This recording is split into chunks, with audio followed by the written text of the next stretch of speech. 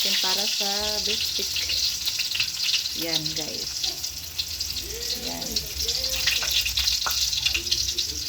Pangalawa yung ginger. Ayan. Ito yung para sa beef stick guys. Ayan. Ginger. Next is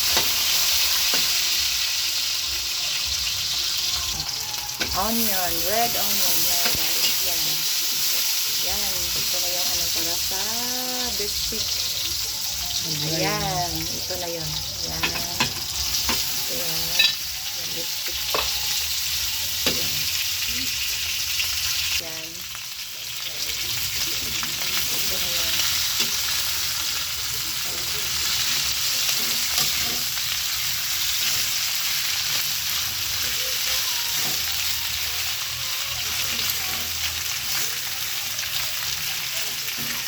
Next, lagyan natin ng potato at saka carrots at saka pepper red pepper. Ayan guys. Yan. Okay. At pinakadabit yung broccoli yan. Ilagay natin. Ayan. Ito na yan guys. Sarap na yan. Ayan. Lagyan natin ng water. Konti lang. Ayan.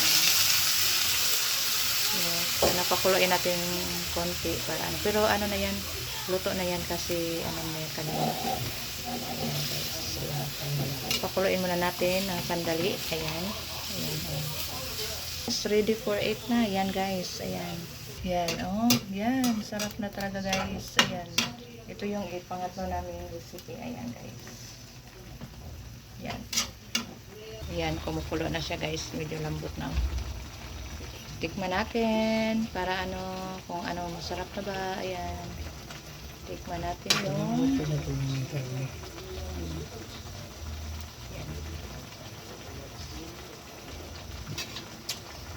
lagyan na natin ng pangpasarap guys. Ayan guys, oh. Alam nyo ba kung ano to nilagay? Ayan. Hulaan nyo na lang para pampasarap.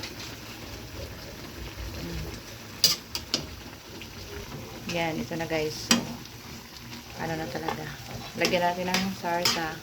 Yung pampalambot. Lagyan natin ng pampalambot. Ayan. That's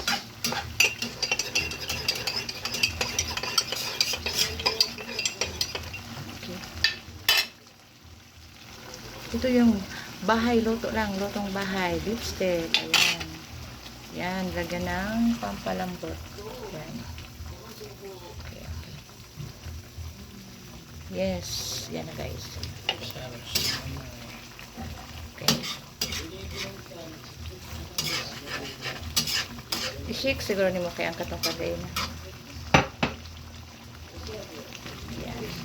Sumasarap, sumasarap, pasarap. Yan guys. Oh. Ang sarap nito. Yan. Okay. Ayan na guys.